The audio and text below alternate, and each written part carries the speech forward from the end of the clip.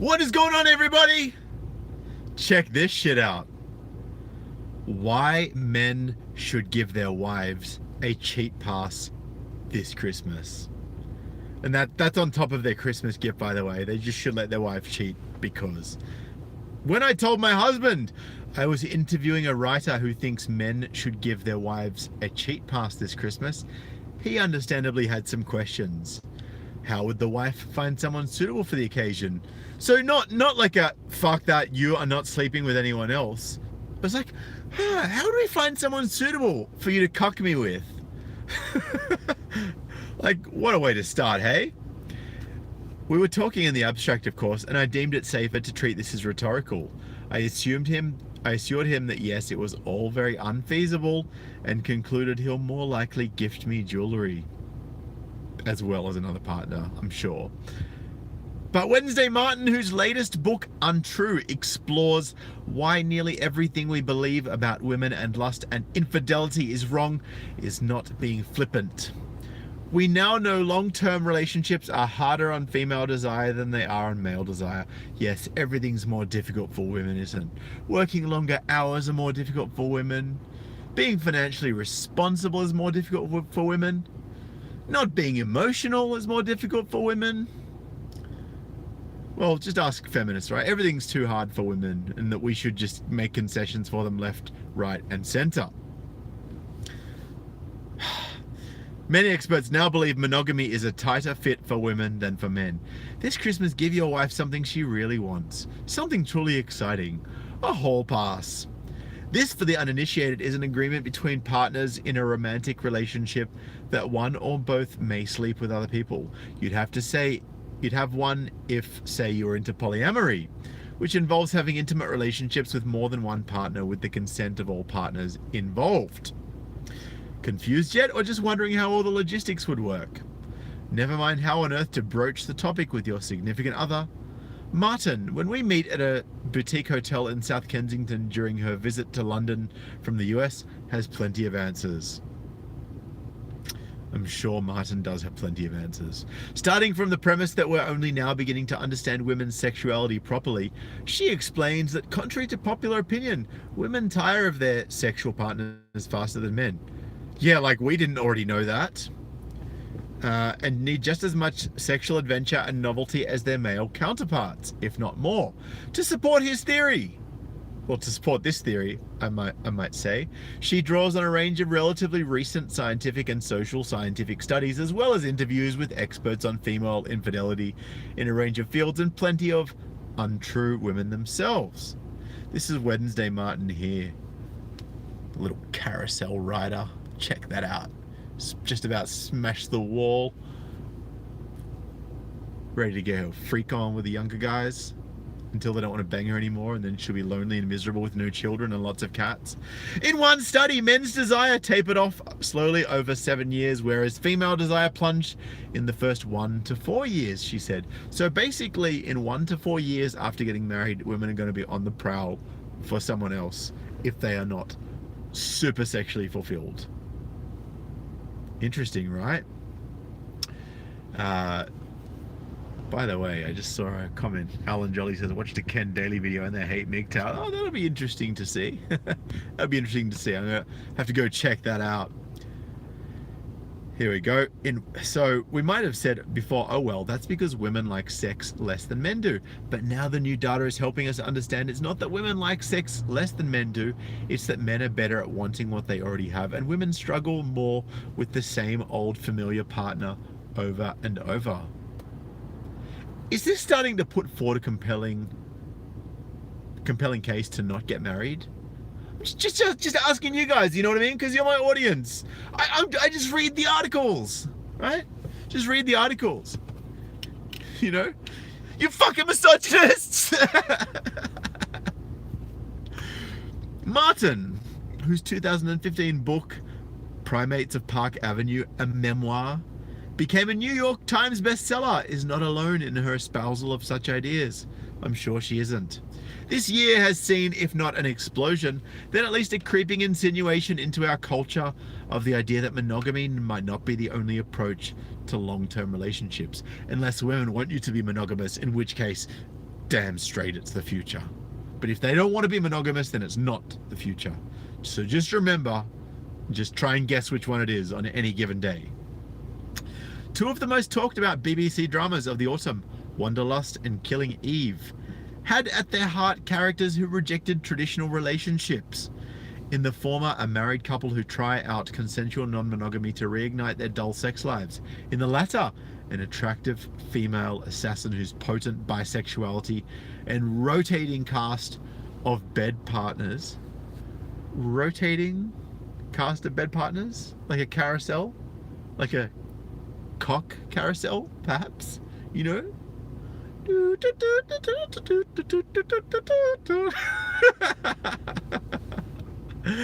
Is almost incidental to the action. And that was just the BBC. Meanwhile, we've had an MP, Labour's Jess Phillips, recommending that schoolgirls should be taught about orgasms. Martin believes the Me Too movement has been behind the shifting sands. Female sexuality used to be women being sexy for men, she says. That was how it was in Hollywood.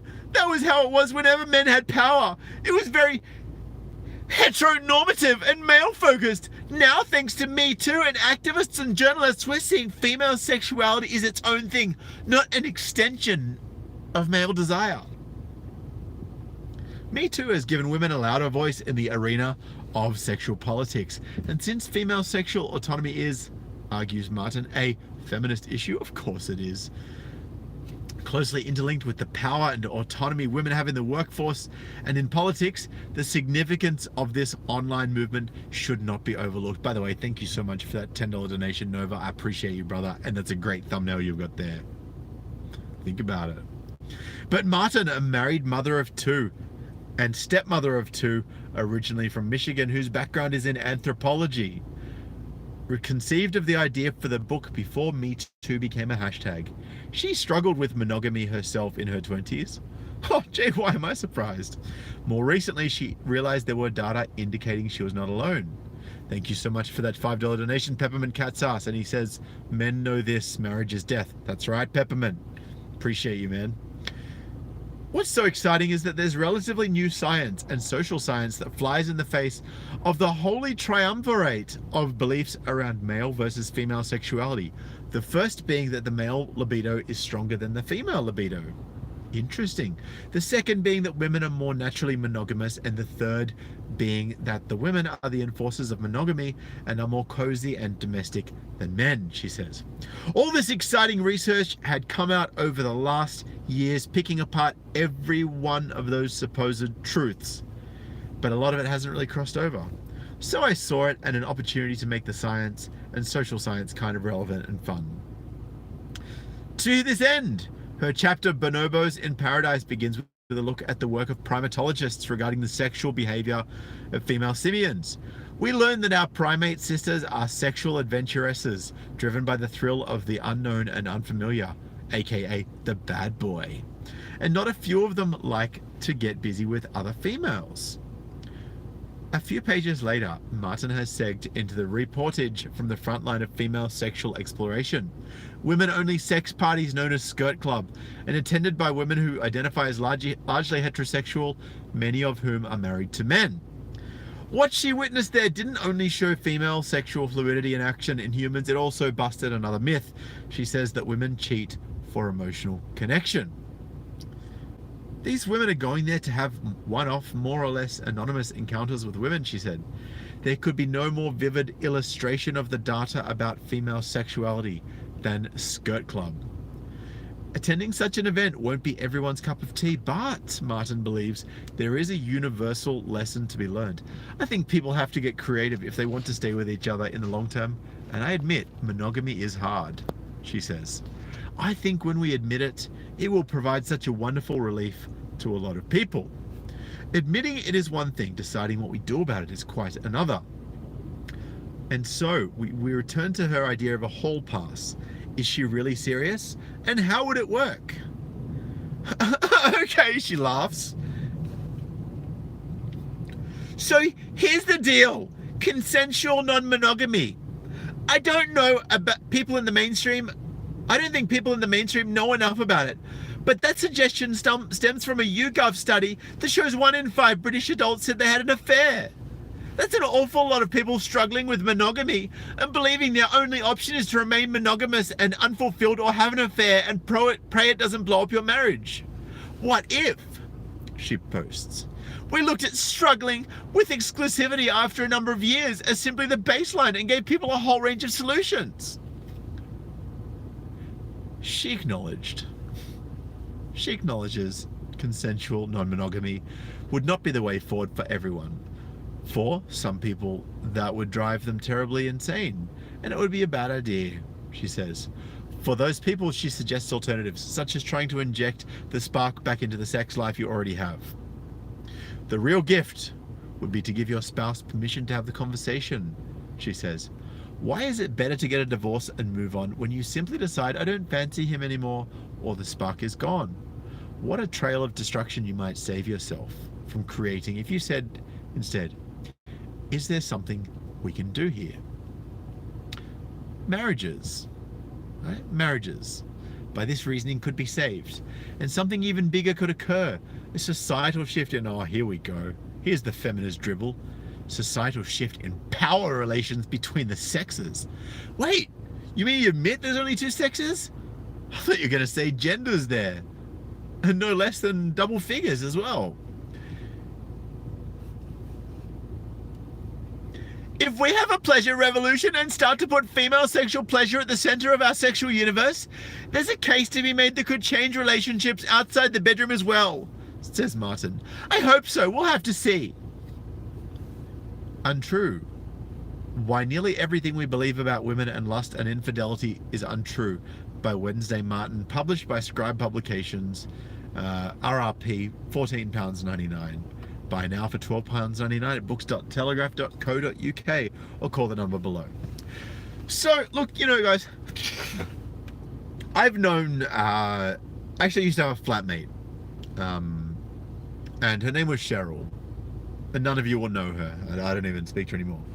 But she used to actually rent the second room in the house that I was living in the apartment, specifically for the purpose of her fuck buddy or her other partner to come over. She had a husband and kids at home, and she'd actually had this conversation with the husband, and the husband was okay with it because, well, he's like, well, I don't want to fuck you anymore. She was quite large, but you know, the guy that she was sleeping with, the guy on the side, liked that kind of thing, and he was totally down with it, and the husband didn't want to bang her anymore, and in that instance seemed like the arrangement worked. For most people though, that arrangement doesn't work, and most people aren't that sexually open for that kind of arrangement to work at all. And you know, look, and I gotta be honest with you, I actually agree that we are not monogamous creatures. I agree that it's a fucking tall order to expect someone to be monogamous for their entire life. So, you know, I've got a saying, expectations are the breeding ground of resentment. And if we expect someone to be faithful to us for their entire lives, and they're not, then we're probably going to resent them. So I just want to let you guys know that you shouldn't expect that, right? She's not yours, it's just your turn. And I'm not being disrespectful towards women here. I'm just stating facts. Guys, you have to realize Briefalt's law is a real thing, right? If you haven't read up on Briefalt's law before, I want you to go search up BRIFFAULTS. That's BRIFFAULTS, Briefalt's law. Look at the article, it's a few notches down in the search by Psychology Today. It's actually a really interesting piece, and it explains a lot, and will also, I guess, really highlight the main reasons behind why women cheat, why men cheat, why relationships dissolve, why when women can't get a net gain from a relationship, they will typically leave or cheat. Look, this is genuinely like, I'm being dead serious here.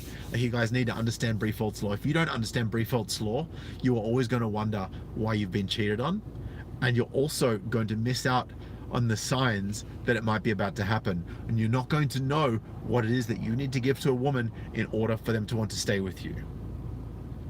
That's all I'm saying, right? Daria says, almost every woman I know just cheats and waits until they're caught. The men are almost always loyal. Oh, and look, it's good to hear, Daria. Obviously, you're hanging around with a lot of good men.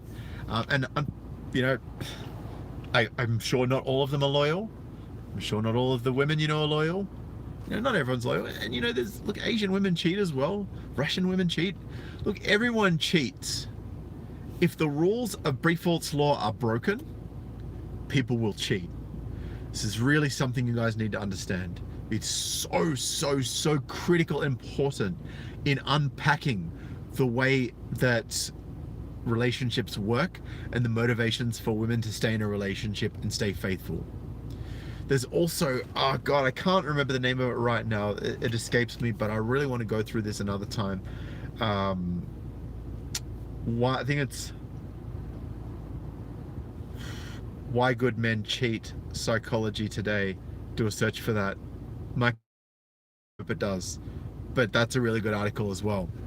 And I just wanted to say very special thank you to Nathan H for that generous $5.49 Canadian donation. I appreciate you, brother. And big ups to Sebastian Peterson.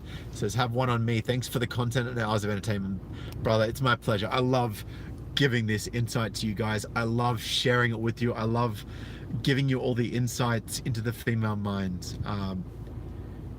Look, we're all human beings at the end of the day. The problem is when we're lied to by society, we're lied to by the media, we're lied to by all of these different sources. Once you actually understand the reality of human dynamics, the bitter pills become less bitter and they're a lot easier to swallow as well, right? Or spit, whatever you want to do. That's your thing. That's your thing. It's not mine. I'm not getting involved with that shit. You know what I mean? But anyway, guys, I just wanted to let you know that my thoughts on that article as well at the end, and also share that article with you with a bit of comical genius in there somewhere between. And for any of you who do love the woman's voice and also can't stand Clementine fraud, guys, you got to go check out my Patreon. Pledge $1 a month. Patreon.com/SydneyMGTOW. I have shared it up there. Alternatively, you can head on over to subscribestar.com/SydneyMGTOW. I will be uploading. I've actually got the video already. I'm going to share it on there as soon as I get in the house onto my laptop. I'm going to be putting the back catalog of my videos that I've put so far on Patreon on Subscribestar, especially for the new subscriber that joined up last night. So for any of you who want to change over from Patreon, you're not going to miss out on anything at all by doing so. Feel free to cancel your Patreon and head on over to Subscribestar, or just subscribe fresh at Subscribestar if you haven't already and you want to get my raw and uncut, no holds barred ginger rage, you know what I mean? All right, guys, I appreciate you all. Thank you so much for stopping by. Wow, that sounded like someone very familiar. But until then, I appreciate you all, and peace.